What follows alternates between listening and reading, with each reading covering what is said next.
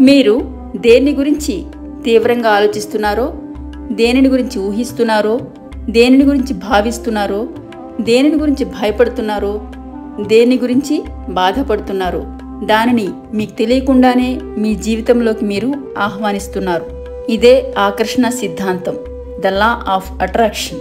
మీ యొక్క ధ్యాస ఎటువైపు వెళ్తుందో మీ యొక్క శక్తి అటు ప్రవహించి దాన్ని మీ జీవితంలోకి ఆహ్వానిస్తుంది. దాని గురించి మీరు మంచిగా ఆలోచిస్తున్నారా, చెడుగా ఆలోచిస్తున్నారా అనే సంబంధం లేదు. అది కష్టమా, అనారోగ్యమా, పేదరికమా, యుద్ధమా అనేది కూడా సంబంధం లేదు. మీరు తలుచుకుంటున్నారు అంటే కోరుకుంటున్నారు అని అర్థం. Energy goes where attention flows.